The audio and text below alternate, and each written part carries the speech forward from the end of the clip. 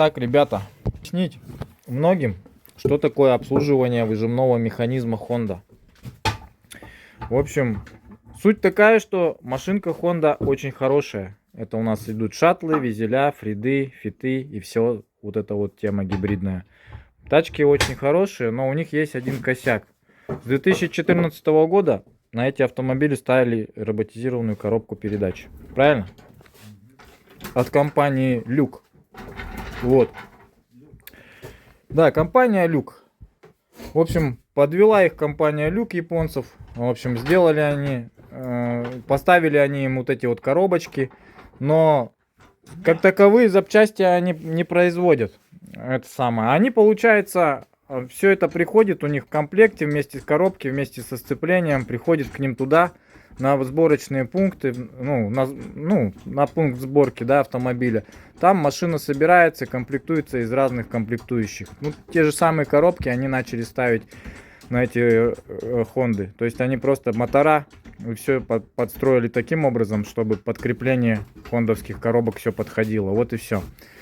В общем-то, коробка вроде бы ничего. Сама по себе механика, все хорошо, переключает, все нормально. Машины от них шустрые, все хорошо. Но по окончанию 100 тысяч километров внутри этот подшипник состоит из 3 частей. Ну, уже многие знают, как бы это. Вот, подшипник идет у нас первый, верхний, четных передач, нечетных передач и подшипник холостого хода. Вот он. В общем, с Японии туда забивается смазка, и ходит эта смазка примерно 100 тысяч километров. Все, дальше она превращается в гудрон, дальше подшипник начинает работать металл по металлу, и дальше вот такие вот последствия. То есть все это дело у нас, там есть пластиковая втулка, она плавится, все это разлетается, шары все разлетаются, и шары летят у нас дальше в корзину сцепления. Вот. Дальше есть вот такая вот корзина сцепления, куда одевается этот выжимной подшипник. Вот. Все. Если шарик попадает между дисков, все, диском хана. Либо ты его оттуда уже никаким образом не вытащишь.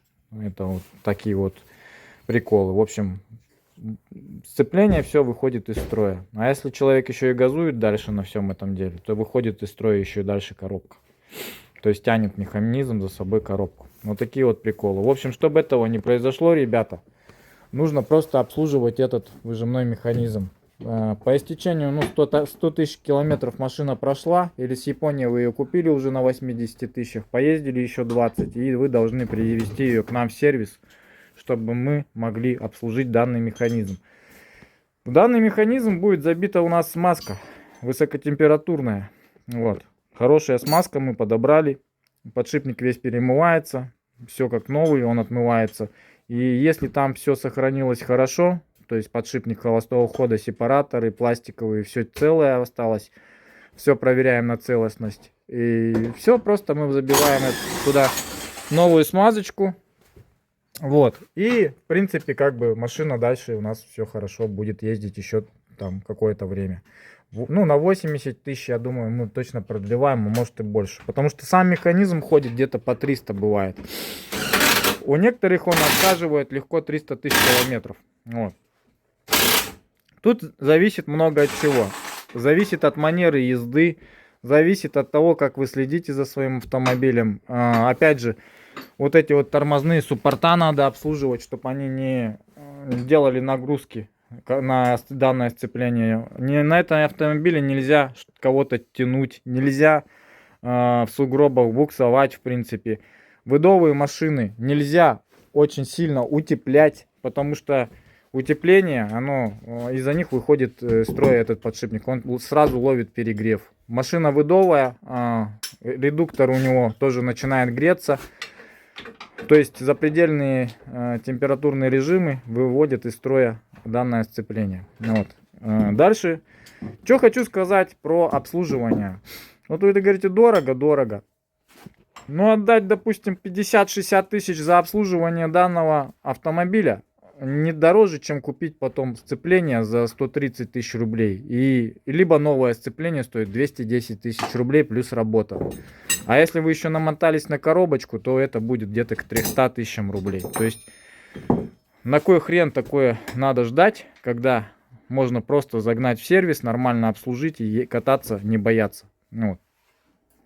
Потом, мы же не просто сцепление обслуживаем, тут идет осмотр все передние части автомобиля. Так как в разбор идет балка, снимается коробка, мы меняем 3 сальника. В коробке идет 2 сальника, малышок и этот сальник первичного вала. Если эти сальники не поменять, то как бы придет, ну, все равно они сальники потом рассушатся, и все равно они потекут. И все равно это будет съем коробки. Из-за сальника уже, грубо говоря, не из-за подшипника. Но чтобы этого не происходило, чтобы меньше работы для себя делать, а ездить в удовольствие, кататься, надо поменять сразу все 3 сальника, смазать подшипник. Такой грязный у нас салон. Столько всякой вот фигни. Вот это вот все уже гнить начало. Тут то ли влага собиралась, то ли что. Непонятно, короче. Это все убирать надо, по идее. Я бы зашумоизолировал все это. Да. Вообще было бы четко, да? Но.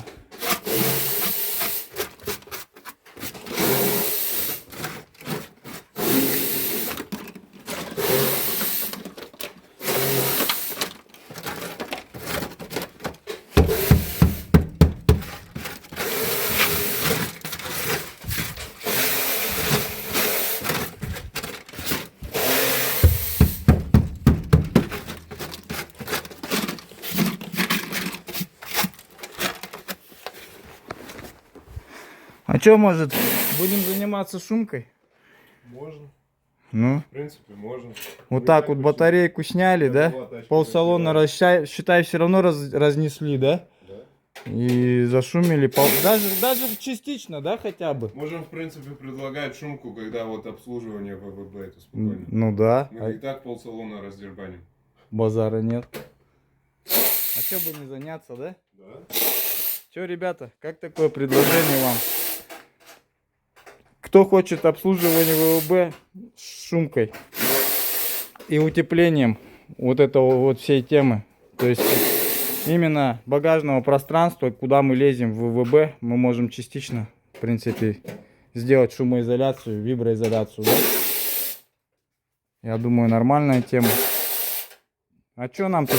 Зачистить, все зачистить хорошенько, вымыть, да? Обезжирить. Обезжирить вот это место именно под установку ВВБ идет. И это можно спокойно все СТПшечкой заклеить. В общем, идет, то есть, у нас обслуживание полностью передней подвески. За символическую сумму мы еще как бы можем, в принципе, ну, допустим, за линки мы не берем деньги, то, что мы линки поставим, потому что она все равно снимается, эта деталь. Ну, за шаровые, то, что перепрессовать, мы возьмем денежку там немножко там, так как она уже будет в разборе, уже там символические какие-то деньги. Поэтому, в принципе, вы обслуживаете полностью весь передок. Можете даже стойки поменять, в принципе, при обслуживании выжимного механизма. Вот. Ну и, в принципе, все, что спереди связано, мы все можем обслужить, вплоть до замены масла в двигателе. Вот. Так что, ребята, нормальные, по-моему, как бы цены. Обслуживайте свою тачку, не затягивайте. Да, просто надо вытащить эту сумму из кармана, расстаться с ней, но потом зато ездить нормально. Так как у вас будет оригинальное сцепление, это оригинальное сцепление будет сбережено. То есть оно будет как законсервировано от данной точки. Так как смазка дальше уже консервирует данный подшипник, и он нормально уже работоспособность ему придает. Его перестает закусывать, он нормально начинает работать. Ну и машина уже ездит совсем по-другому, то есть по кайфу. Также меняются все жидкостя. Тормозная жидкость, бачки актуаторов моются, меняется, меняется масло в коробке, входит в эту сумму. Вот, что еще? Калибровки все проходят заново полностью. Дроссельная заслонка вот откручивается, тоже полностью чистится. Поэтому все это входит в сумму, и я думаю, что это нормально. Так что сдавайте автомобиль, обслуживайте. Да, грязи тут пиздос. Картошку можно садить. О. шаровые вроде бы четкие. Так. Ну, линка вот она болтается. Подушка нормальная вроде бы все. В принципе все нормально. По балке больше ничего такого нету. Вот. Сейчас Максом добирается потихонечку до коробочки. Скоро будем снимать. Так, ну скинули мы коробку, короче. Жидкость тормозная у нас на месте вся. Герметично. Так, герметично. Здесь у нас вот такая история. Все закидано в масле. Бежал сальник, получается. Ну, Закидывал сцепление. Да. Здесь вот все в масле. Вот так вот все. Короче, сальники. Ну, в общем, приехало вовремя. Да. Если бы еще чуть-чуть, все это, оно бы закидало бы этот сальник маслом. И подшипник бы вышел из строя. Это уже 100%. Здесь тоже он, я смотрю. Она шлифовать начинает. Да, шлифера были. Попадает туда. Так что Люба вовремя приехала очень. вовремя. Ну, ей просто плохо стало она ехать. Да. 100%. Из-за этого она сюда сразу приехала. Да. Я 100% Подпинываться уверен. стал. Ну тут смотри, фактор какие играл роль, что у нее привод, во-первых, плохо зацеп заходит. да. Это фактор играет роль. Потом колодок нету, скрипит все. Ходовка убитая, блядь. И как машина нормально поедет? Она, конечно, Я не знаю, как она ехала нормально. получается, сейчас все вот это исправить, если тачка вообще по-другому поедет. Конечно. Четко Она поедет. сразу поймет, какая машина, блядь, должна Что такое быть. Honda? Да. Что такое настоящая Да. Honda? Как она ездит. Да. Так, короче, все, делаем. Ну. Что, снимаем дальше? Ну, это тут закидала этим Хом видео. малышком. Но. Че? Диски ничего, Ага. нормальные у него. Мгм. Он толстенький. Ну вон сколько дерьма с нее повыэтовали. Ага. Повысыпало. Сажа. Сажа, да. Гарь. Ну а так, подшипник, сама корзинка вроде бы в хорошем состоянии. Вот, вовремя. Все, потому что хорошее состояние уже сейчас уже сохранится оно. Диски толстые прям, хорошие. Побегает это сцепа. Вот, а если бы не сделали, вот это вот все, этому кирдык приходит. Ну и подшипник, сейчас Макс разбирает ваш, вот он. Вон, смазки-то нету, гудрон. Ну, Гудрон как конкретно. обычно. Нету смазки. Вообще. Чуть-чуть что-то есть, немножко совсем. Но, Ну, это как... Ну да, как гудрон, смазка. но. Короче, вот он, хорошего. подшипник. Но все целое. Шары в очень хорошем состоянии. В принципе. Маленький подшипник разбираем. Тоже смотрим. Так. Тоже гудрон. Гудрон, ага. Вон он не крутится Он даже. даже не крутилась. Ну, толком. Ну, шары в хорошем состоянии. Да. Этот подшипник тоже в очень хорошем состоянии. Люфта. Ну, немножко люфтит, но не сильно. Нормально это. Херня.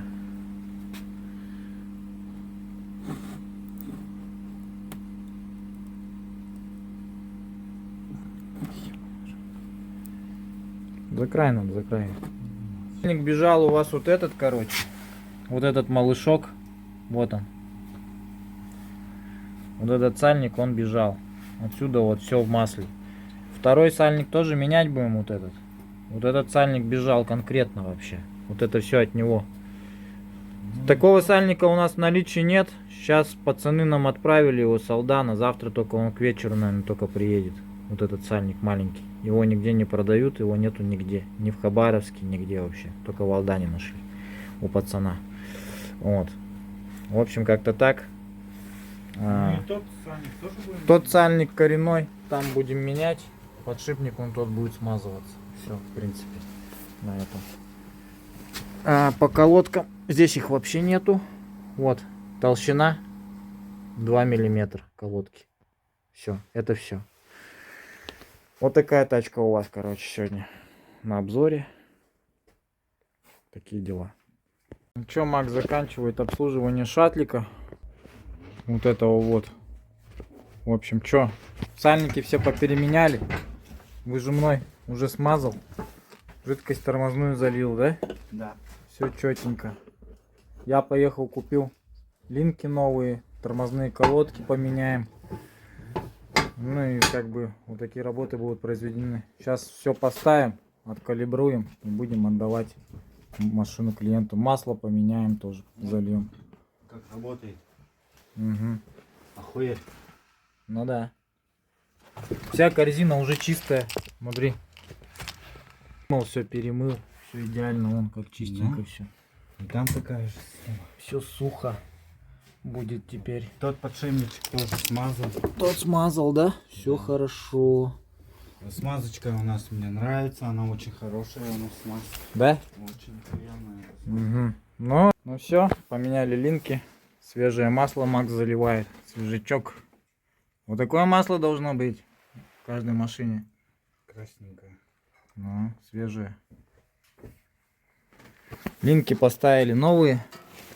Сейчас накладки поменяем, новые поставим. Всю машину. Всю машину Всю поменяем. машину сделали, он там линки. Подшипников служили. Не, ну линки-то красивые же. Они новенькие. Так вот. А то что коробки тут не было. Хуйня делал. Ну да. Нормально. Не, тут обслуживание подшипника делали. Смазали его. Там уже сальники были все мертвые. Все сальники поменяли. Она вся бежала прям, как решето. Масло все бежало. А тут сейчас вот мы дроссель чистим на этом автомобиле.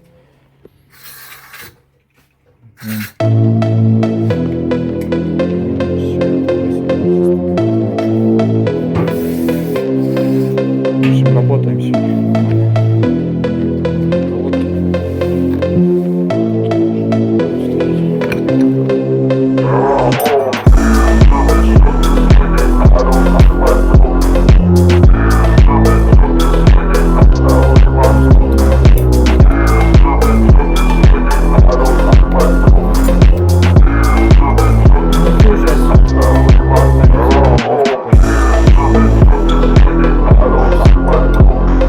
И добрый путь этот шаттл поедет.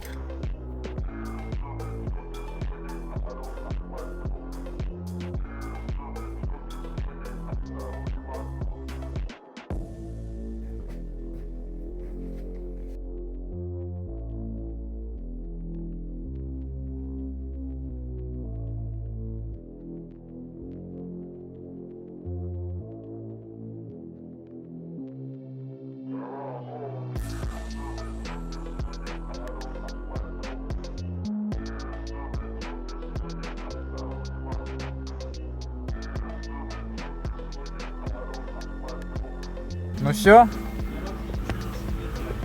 четко работает. Да. Ну и он, по сути, вот пробег у нас 179 тысяч километров. Машина прошла обслуживание выжимного механизма.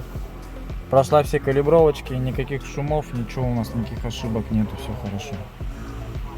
Так что, ребята, обслуживайте свои шаттлы, визеля, фиты. Все, что на роботе, вот на такой коробочке, надо обслуживать.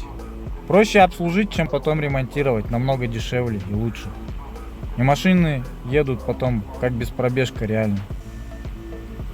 Хорошо начинает ехать, когда у нее оригинальный стоит подшипник, оригинальные детали, просто обслуженные. Это самый залог здоровья, как говорится, вот этого автомобиля. А так, в принципе, машина хорошая. Просто надо вовремя это сделать, и все. Все, шаттл завели, все четко. Можно скоро забирать. Сейчас пару калибровок еще пройдем, и все. Ну чё? Все, тачку откалибровали, шаттла. Будем сейчас отдавать хозяйке. Сейчас приедем, поставим броню, проверим, ничего не бежит, и все нормально, как сальники все. Ну и все. А так машинка шустрая идет вообще. Чуть газ нажал, она уже прет. Но резина вообще хреновая. Антизанос, смотри, постоянно срабатывать пытается. Потому что, ну, резина вообще никакая. Тут стоит китайский триангл или что-то типа такого. Носит ее, таскает вообще жестоко, прям. Чувствую. Лучше, конечно, Nokia какую-нибудь ставить, как Апелиту резину для наших. Ну или Норман. Норма, в принципе, тоже неплохо, да. Ну, японская какая-нибудь резина нормальная, в принципе. Ну, не вся. Данлапы, допустим, вообще хреновые, мне не понравились. Но мне тоже они не зашли. Она грубая какая-то резина. и Жесткая, очень сильно. жесткая, да. И зимой она дубеет. Я бы Данлапы не взял. А вот эти Нашу вот. зиму мягкие надо брать, не очень грубые. А то часок машина постоит и все колеса квадратные. А китайская резина, как и все китайское, не очень. Ну, есть, правда, хорошая, говорят. Прям многие на китайской ездят. Но это надо попасть Ну, так. Нормально. ну, чуть-чуть нажимаю, она уже в занос. Ну, а так машина прет, четко едет вообще. Зарядка идет нормально, все. Операция идет, все хорошо.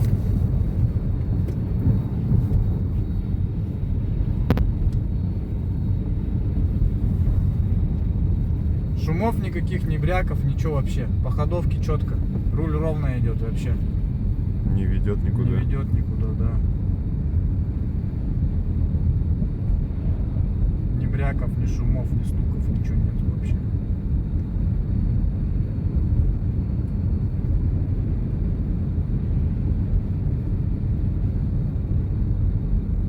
Тормоза тоже нормально, но сейчас мы их прокачаем. Передок чуть-чуть спустим, немножко воздуха. Будет нормально.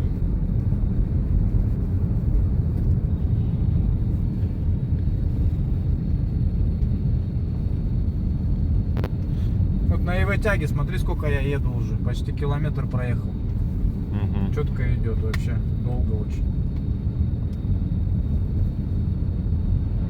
Вот все на ЕВ едем. Абсолютно.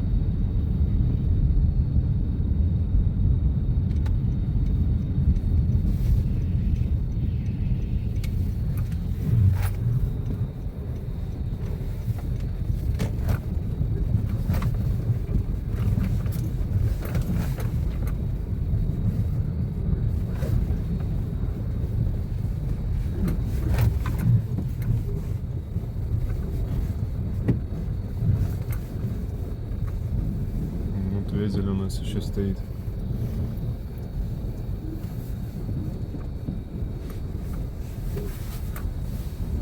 Да.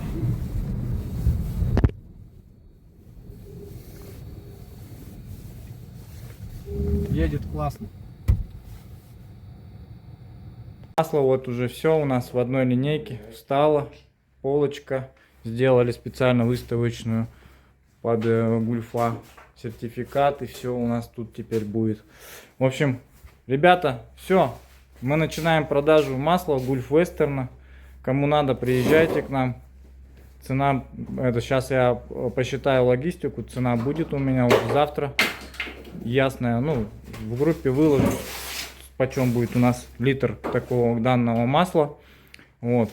Ну, что-то бочка, ага, так по ценнику вышло нормально у нас по доставке. Вот. Ну, в принципе, как бы, вот пришел баннер, все хорошо. Пришли сервисные книжки. Также, вот гульфа, будем вам заполнять сервисные книжки. Вонючку будем давать. Ну и вот как-то так, в общем. Приезжайте, обслуживайтесь. У нас теперь и Moly Green есть, и Гульф Вестерн. Два вида масел. Кому надо, можем ТСЛ залить. Есть у нас гибридный Moly Green немножко. В общем, на любой кошелек, на любой выбор, да? Так что, ребята, расширяем свою линейку масел.